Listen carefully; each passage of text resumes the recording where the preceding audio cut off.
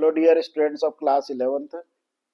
हमारा जो ब्लड वाला जो पोर्शन चल रहा है, पिछली बार मैंने आप लोगों को ब्लड की डेफिनेशन और ब्लड के क्या क्या फंक्शन होते हैं, ब्लड के बारे में थोड़ा सा बेसिक इंफॉर्मेशन आपको दी थी।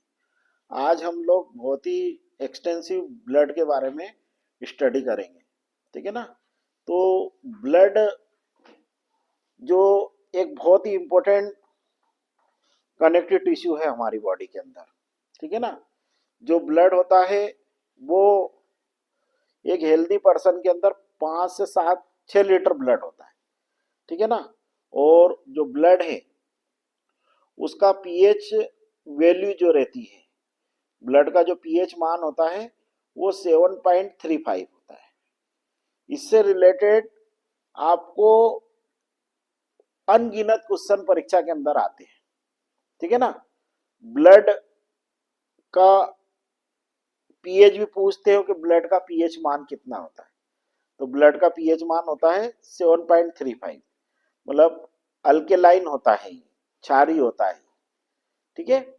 इसके बाद जो ब्लड हमारी बॉडी के अंदर वास्कुलर कनेक्टिव टिश्यू के रूप में कार्य करता है, मतलब संवहनी संयोजी ऊतक के रूप में कार्य करता है। ब्लड जो है उसके हमारी बॉडी के अंदर बहुत सारे फंक्शन होते हैं। ब्लड के फंक्शन भी पूछते हैं परीक्षा के अंदर कि what are the functions of blood, ठीक है ना। तो पहले हम ब्लड का कंपोजिशन समझेंगे, फिर ब्लड का के फंक्शन समझेंगे, और फिर ब्लड का कोएगुलेशन समझेंगे। मतलब तीन तीन पार्ट में हम लोग ब्लड की स्टडी करेंगे। आज हम ब्लड का संगठन पढ़ेंगे और साथ में ब्लड के क्या हमारी बॉडी में फंक्शन होते हैं, क्या कार्य होते हैं, वो पढ़ेंगे। फिर हम लोग ब्लड, जब हमें चोट लग जाती है तो चोट लगने पर जब ब्लड हमारी बॉडी से बाहर निकलता है तो कैसे सोल से जेल स्टेट में कन्वर्ट होता है, ठीक है ना। ये हमें स्टडी करना है और इन तीनों के अलग अलग क्वेश्चन परीक्षा के अंदर आते हैं। मतलब मैंने आपको पिछली बार भी बताया था कि जिस स्टूडेंट को ब्लड के बारे में पूरा नॉलेज होता है, मतलब यूं मान के चलना वो अपनी बॉडी को आधा जान चुका होता है। क्यों? क्योंकि ब्लड एक ऐसा हमारा बॉडी का इंपॉर्टेंट पैरामीटर है कि जिसके द्वारा हम लोग किसी भी बीमारी का पता लगा सकते हैं।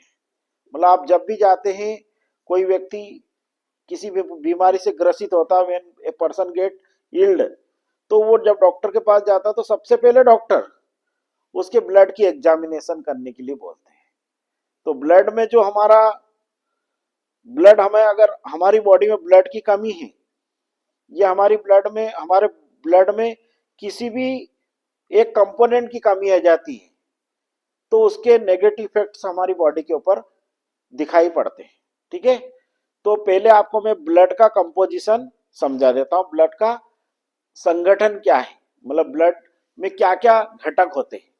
फिर वो घटक आप जब समझ लेंगे तो उसके फंक्शन, अगर मैं नहीं भी पढ़ाऊंगा आपको, नहीं भी समझाऊंगा, तो भी आप अपने मन से इस संगठन को ध्यान में रखकर इस कंपोजिशन को अगर समझ में आ गया तो आप लिस्ट में कोई से भी 5 फंक्शन तो लिख ही सकते हैं, ठीक है। तो मैंने अभी क्या कहा, ब्लड एक कंपोजिशन, मतलब कनेक्टिव टिश्यू है हमारी बॉडी में। पीएच मान होता है इसका 7.35 और इसकी जो मात्रा होती, क्वांटिटी होती है वो 5 से 6 लीटर होती है एक हेल्दी पर्सन के अंदर। और ब्लड का फॉर्मेशन हमारी बॉडी के अंदर कंटिन्यूअसली होता रहता है ना। हमारी बॉडी में जो ब्लड का फॉर्मेशन करने वाले जो ऑर्गन होते हैं, उन ऑर्गन्स को हम इरिथ्रोपोइटिक ऑर्गन्स कहते हैं। और ये इरिथ्रोपोइटिक ऑर्गन मेनली बोन मेरो होता है, जिसको हम लोग अस्थि मज्जा कहते हैं। और बोन मेरो जो हमारी जो बॉडी की लॉन्ग बोन्स होती है, हमारी बॉडी की जो बड़ी बड़ी हड्डियां होती है, उन हड्डियों के अंदर ये इरिथ्रोपोइटिक ऑर्गन बोन मेरो सिचुएटेड होता है। और somewhat at some extent spleen also help in blood formation, blood का फॉर्मेशन या ब्लड को रिसर्कुलेट करने में भी स्प्लीन का बहुत इंपॉर्टेंट रोल होता है। इसीलिए ब्लड स्प्लीन को हम लोग हमारी बॉडी की ब्लड बैंक कहते हैं। हमारे शरीर का रुधिर बैंक क्या कहलाता है? स्प्लीन, या जिसको हम लोग प्लीहा कहते हैं, वो कहलाता है। ठीक है ना। और ये आपको ब्लड के बारे में है ना। और ब्लड जो है उसकी स्टडी को हम लोग हीमेटोलॉजी कहते हैं। ब्लड के लिए अलग से एक ब्रांच है बायोलॉजी में, उसको हीमेटोलॉजी कहते हैं। तो ब्लड का कैसा रासायनिक संगठन होता है वो आपको मैं समझाता हूं। देखिए ध्यान से, ब्लड जो है वो ब्लड के दो इंपॉर्टेंट कंपोनेंट होते हैं। एक होता ब्लड प्लाज्मा और एक होते हैं फॉर्म्ड एलिमेंट्स, या जिनको हम लोग कार्पसल्स भी कहते हैं, कणिकाएं भी कहते हैं। ये जो ब्लड का जो रहता है ये लिक्विड पार्ट होता है और ये ब्लड का सेलुलर पार्ट होता है, मतलब कोशिकीय भाग होता है। टोटल ब्लड का जो भी वॉल्यूम है, मतलब रक्त का जो भी आयतन है, उस रक्त के आयतन का ऑलमोस्ट 55% प्लाज्मा होता है। मतलब रक्त का जो मेन भाग है वो प्लाज्मा है। ठीक है ना। और ये प्लाज्मा पदार्थ की चौथी अवस्था भी है। It is a fourth state of substance. जैसे आप लोगों ने पढ़ा ठोस द्रव गैस, सॉलिड लिक्विड गैस, और उसी प्रकार से फोर्थ स्टेट जो है वो प्लाज्मा कहलाती है। यदि अगर हम टेस्ट ट्यूब में ब्लड को लें, ठीक है ना, तो जब हम टेस्ट ट्यूब में ब्लड को लेते हैं तो उसके जो कंपोनेंट होते हैं उस कंपोनेंट आपको बिल्कुल परसेंटेज वाइज ही दिखेंगे। उसमें सबसे इंपॉर्टेंट बड़ा पार्ट आपको, अगर आपने जैसे 100 ml ब्लड लिया टेस्ट ट्यूब में, तो आपको मेजोरिटी में आपको लिक्विड पार्ट दिखेगा ऊपर ही ऊपर प्लाज्मा, क्योंकि सेलुलर पार्ट तो उसमें नीचे की ओर सेडिमेंट हो जाएगा। ठीक है ना। तो ब्लड प्लाज्मा जो है ये लिक्विड पार्ट होता है और इसके फिर दो पार्ट होते हैं। इसमें एक होता है इनऑर्गेनिक और एक होता है ऑर्गेनिक। इनऑर्गेनिक मतलब जिसमें इनऑर्गेनिक सब्सटेंस होते हैं, मतलब अकार्बनिक पदार्थ होते हैं, जिसमें क्या क्या हो सकते हैं, इसमें आपके मिनरल्स हो सकते हैं बहुत सारे, है ना, जैसे sodium ion, potassium ion, chloride ion, calcium ion, magnesium ion, iron, है ना। ये सारे एलिमेंट्स इस इनऑर्गेनिक पार्ट में होंगे। ठीक है ना। फिर उसके बाद ऑर्गेनिक पार्ट। ऑर्गेनिक पार्ट में आपके जो होगा प्रोटीन्स, जो कि प्लाज्मा में सीरम प्रोटीन होते हैं, है ना। इसके अलावा एंटीबॉडी मॉलिक्यूल्स, है ना, एंटीबॉडी प्रोटीन्स। इसके अलावा हार्मोन्स, क्योंकि हमारे ब्लड में हार्मोन्स का ट्रांसपोर्टेशन भी ब्लड ही करता, तो hormone itself dissolve in blood. ठीक है ना। इसके अलावा एंजाइम्स, है ना, ब्लड में बहुत सारे एंजाइम्स भी प्रेजेंट होते हैं, है ना, जो ऑक्सीजन CO2 के और ऑक्सीजन के ट्रांसपोर्टेशन में इंपॉर्टेंट रोल प्ले करते हैं। ठीक है ना। मेन एंजाइम जो रहता है कार्बोनिक एनहाइड्रेज एंजाइम रहता है। ठीक है ना, जो CO2 के ट्रांसपोर्टेशन में बहुत इंपॉर्टेंट भूमिका निभाता है। इसके अलावा बहुत सारे और अदर प्रोटीन मॉलिक्यूल्स होते हैं जो कि ब्लड को कोएगुलेट करने में, रक्त का थक्का बनाने में इंपॉर्टेंट भूमिका निभाते हैं। ठीक है ना। इसके अलावा और बहुत सारे सिक्रेटरी सब्सटेंस भी हो सकते हैं हार्मोन्स के अलावा भी। ठीक है ना।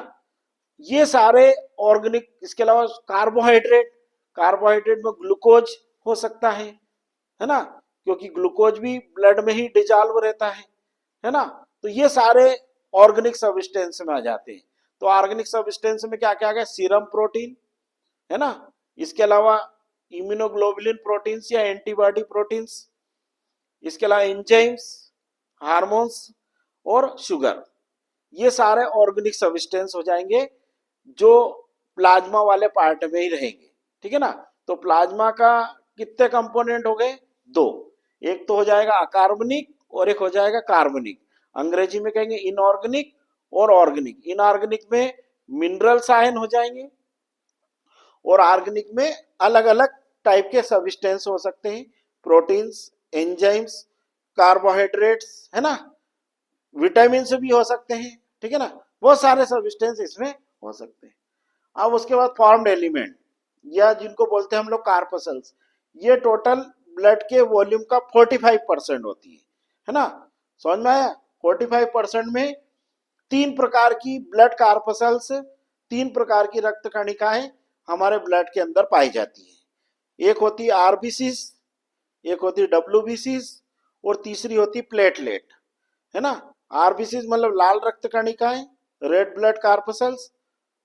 डब्ल्यूबीसीज मतलब श्वेत रक्त कणिकाएं, व्हाइट ब्लड कार्पसल्स। और तीसरा प्लेटलेट, है ना।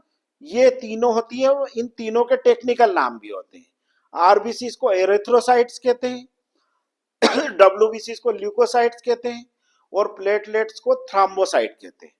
अब इन तीनों में सबसे ज्यादा नंबर में एरिथ्रोसाइट होती है ना। और सबसे ज्यादा लाइफ स्पान भी इनका ही होता है, मतलब सबसे ज्यादा ब्लड में जब ये कार्पसल्स बन के आती है तो सबसे ज्यादा लंबे समय तक यही कार्पसल्स सरवाइव करती है। मतलब आरबीसीज का एवरेज लाइफ स्पान 121 डेज का होता है, मतलब आरबीसीज 121 दिन जीवित रहती है। डब्ल्यूबीसीज का 48 टू 72 आवर्स होता है, मतलब 48 से 72 घंटे, मतलब 2 से 3 दिन। और जो आपकी प्लेटलेट्स होती है, इनका लाइफ स्पान होता है 5 से 7 दिन, 5 टू 7 डेज।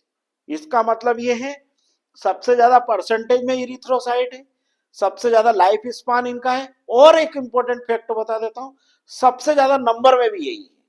मतलब सबसे अधिक संख्या में तीनों कार्पसल्स में आपको कौन सी मिलेगी? आरबीसीज या इरिथ्रोसाइट मिलेगी। और अगर फंक्शन वाइज देखा जाए तो सभी का कार्य तो खैर अपना अपना अलग अलग है और यूनिक कार्य।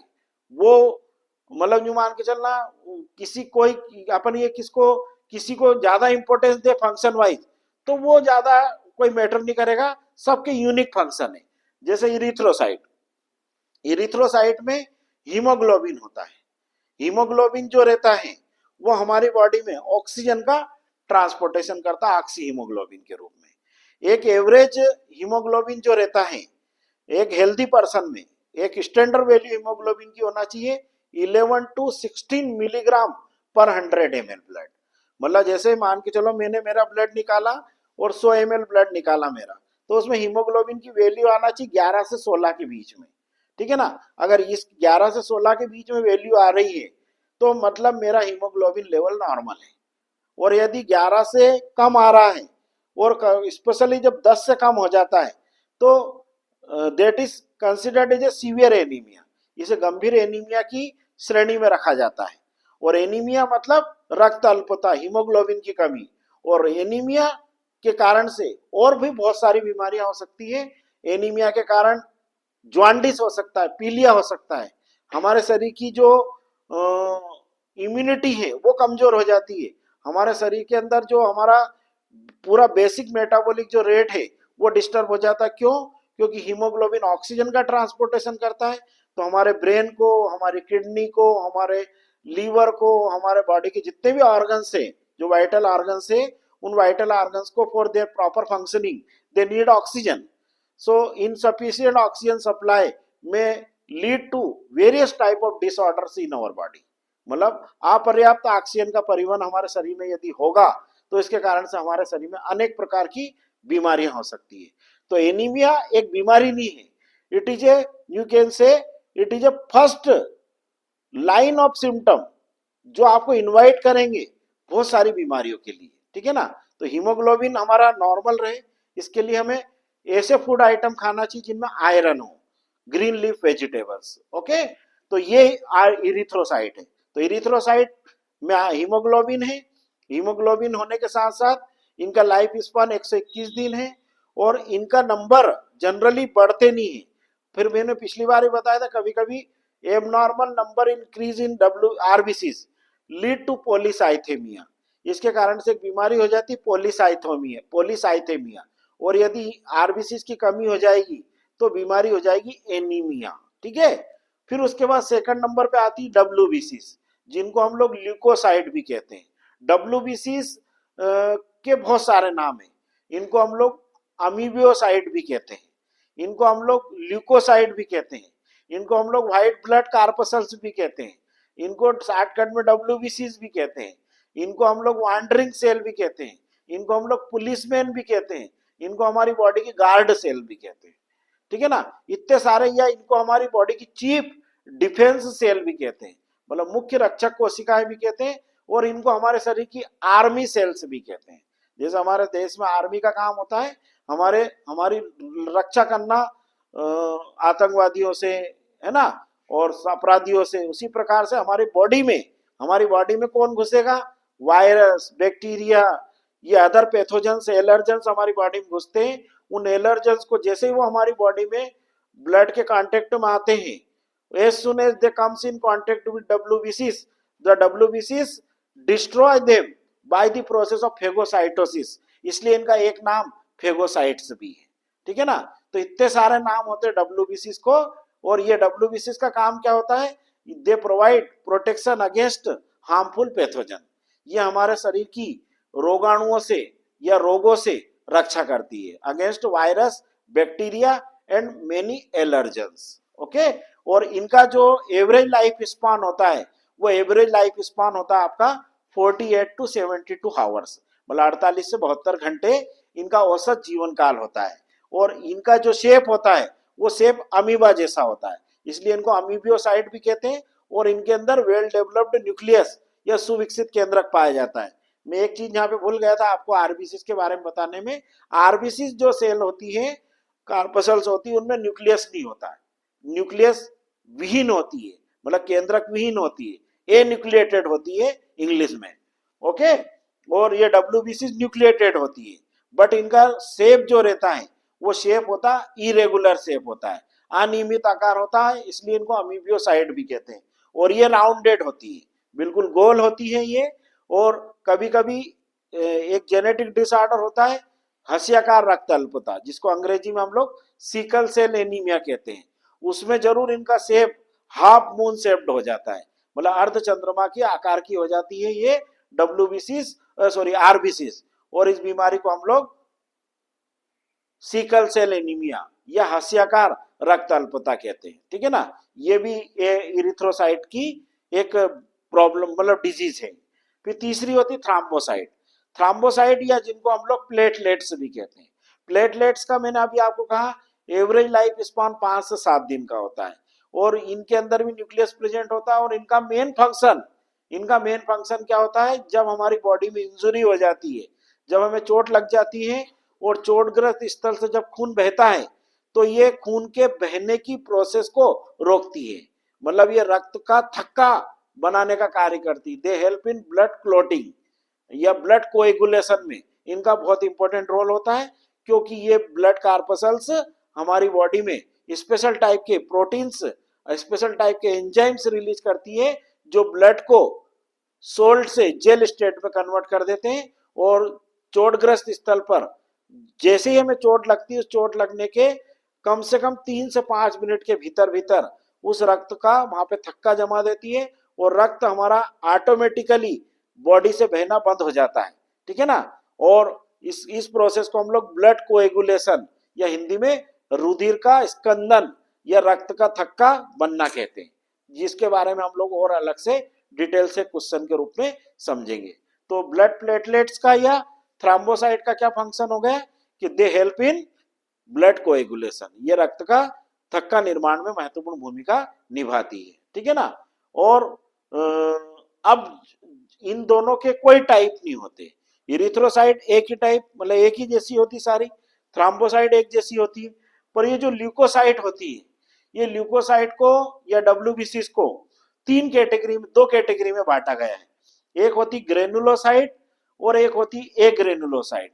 ग्रेनुलोसाइट मतलब जिनके साइटोप्लाज्म में, मतलब उन सेल के साइटोप्लाज्म में, सेल है ये तो सेल के साइटोप्लाज्म में ग्रेन्यूल्स होते हैं, अगर जिनके साइटोप्लाज्म में ग्रेन्यूल्स होते हैं उनको ग्रेनुलोसाइट कहते हैं, और जिनके साइटोप्लाज्म में ग्रेन्यूल्स एब्सेंट होते हैं उनको एग्रेनुलोसाइट कहते हैं। ग्रेनुलोसाइट जो रहती है वो 3 टाइप की होती है, न्यूट्रोफिल, एसिडोफिल और बेसोफिल। अब इन न्यूट्रोफिल, एसिडोफिल और बेसोफिल इनको इसलिए कहा क्योंकि जिस स्टेन से ये स्टेन हो जाती है, जैसे मान के चलो एसिडोफिल है, इन एसिडोफिल को अगर अपने को देखना है तो ब्लड को अपने को एसिडिक डाई डालनी पड़ेगी, एसिडिक रिएजेंट डालना पड़ेगा। जैसे एसिडिक रिएजेंट डालेंगे ये आपको दिख जाएगी। और वो एसिडिक रिएजेंट जो रहता है वो इओसिन होता है, इसलिए इनको इओसिनोफिल भी कहते हैं, ठीक है ना। तो एसिडोफिल एसिडिक स्टेन से स्टेन होगी, बेसोफिल बेसिक स्टेन से स्टेन होगी, मतलब क्षारी रंजक अगर आप डालोगे उसमें तो आपको वो दिखेगी। और अगर एसिड और बेसिक दोनों स्टेन डाल दिया आपने एक एक बूंद तो आपको न्यूट्रोफिल दिख जाएगी। आप लोगों को सभी को मालूम है 3 प्रकार के सबस्टेंस होते हैं, एसिड, बेस और न्यूट्रल, मतलब अम्ल, क्षार और उदासीन। आपको पीएच स्केल आपको मालूम है जो 1 से लगा के 14 तक की होती है, उसमें 7 जो रहता है वो न्यूट्रल होता है, 7 से ऊपर बेस होता है, 7 से नीचे एसिड होता है। तो ये एसिडोफिल, बेसोफिल और न्यूट्रोफिल, ये 3 टाइप की ग्रेनुलोसाइट हमारे ब्लड के अंदर पाई जाती है। ए ग्रेनुलोसाइट जिनके साइटोप्लाज्म में ग्रेनुल्स नहीं होते, और ये 2 टाइप की होती है, मोनोसाइट और लिम्फोसाइट। बहुत ही इंपॉर्टेंट है होती है ये सेल। अगर अगर हम जहां तक बात करें हमारे इम्यून सिस्टम के सेटअप की, मतलब एज मतलब जब भी हम बात करते हैं प्रतिरक्षा तंत्र की कार्य प्रणाली, मतलब हम कितने मजबूत हैं इंटरनली, किस प्रकार से हमारा शरीर किसी भी रोगाणु से लड़ेगा, किसी वायरस को, बैक्टीरिया को या किसी एलर्जन को जो हमारी बॉडी में as a foreign substance outside to inside enter करेगा, उसे डिस्ट्रॉय करने का काम ये मोनोसाइट और लिम्फोसाइट सेल्स करती है, ठीक है ना। जो मोनोसाइट के तो फिर कोई टाइप नहीं होते हैं, लिम्फोसाइट फिर 2 टाइप की होती है, एक टी लिम्फोसाइट होती है और एक बी लिम्फोसाइट होती है। बी लिम्फोसाइट बनती बोन मेरो में है और इनका मेचुरेशन भी बोन मेरो में होता है, इसलिए इनको बोन मेरो मेचुरिंग लिम्फोसाइट कहते हैं। इसलिए 60 फॉर्म पड़ गया इनका बी लिम्फोसाइट। बी लिम्फोसाइट मतलब बनती बोन मेरो में है और परिपक्वन भी इनका बोन मेरो में होता है, बोन मेरो मतलब अस्थि मज्जा में। और टी लिम्फोसाइट बनती बोन मेरो में है पर इनका मेचुरेशन थाइमस में होता है। थाइमस हमारी बॉडी के अंदर एक ग्लैंड होती है, उसमें इनका मेचुरेशन होता है, इसलिए इनको थाइमस मेचुरिंग सेल कहते हैं, ठीक है ना। और टी सेल और बी सेल जो है ये हमारे इम्यून सिस्टम की चीफ सेल होती है। टी सेल क्या काम करती है, जैसे कोई वायरस, कोई बैक्टीरिया या कोई एलर्जन ये जो फॉरेन सब्सटेंस हमारी बॉडी के अंदर इंटर करेगा, प्रवेश करेगा, तो उस एंटीजन को, उस फॉरेन सब्सटेंस को रिकॉग्नाइज करने का, पहचान करने का कि ये वायरस है, बैक्टीरिया है, एलर्जन है या और अदर कोई हार्मफुल सब्सटेंस है, उसको पहचान करने का कार्य टी सेल्स करती है। और उन टी सेल के अगेंस्ट जो भी वायरस, बैक्टीरिया या कोई हार्मफुल एलर्जन या पैथोजन इंटर करा है, उस एंटीजन या हार्मफुल पैथोजन के अगेंस्ट स्पेसिफिक एंटीबॉडी का प्रोडक्शन, विशिष्ट एंटीबॉडी का उत्पादन करने का काम बी सेल करेगी। तो टी सेल का काम होता है एंटीजन की पहचान करना, रिकॉग्निशन ऑफ एंटीजन, और बी सेल का काम होता है एंटीबॉडी का उत्पादन करना, फॉर्मेशन ऑफ या प्रोडक्शन ऑफ एंटीबॉडी, ठीक है ना। और इनका नाम क्यों पड़ा बी लिम्फोसाइट और टी लिम्फोसाइट, क्योंकि बी लिम्फोसाइट बनती भी बोन मेरो में है और इनका मेचुरेशन भी बोन मेरो में होता है, और टी लिम्फोसाइट बनती बोन मेरो में है पर उनका मेचुरेशन थाइमस ग्लैंड में होता है। तो ये हमारा ब्लड का कंपोजिशन था, ठीक है ना। अब एक बार और साइड में बताते हैं, टोटल 5 से 6 लीटर ब्लड है, उस 5 से 6 लीटर ब्लड का 55% पार्ट क्या है, प्लाज्मा है, 45% पार्ट क्या है, कार्पसल्स है। कार्पसल्स या कणिकाएं हैं 3 प्रकार की, आरबीसीस, डब्ल्यूबीसीस, प्लेटलेट, है ना। आरबीसीस को इरिथ्रोसाइट कहते हैं, डब्ल्यूबीसीस को ल्यूकोसाइट कहते हैं, और थ्राम्बोसाइट को, प्लेटलेट को थ्राम्बोसाइट कहते हैं, है ना। जनरली इरिथ्रोसाइट की कमी से एनीमिया होता है।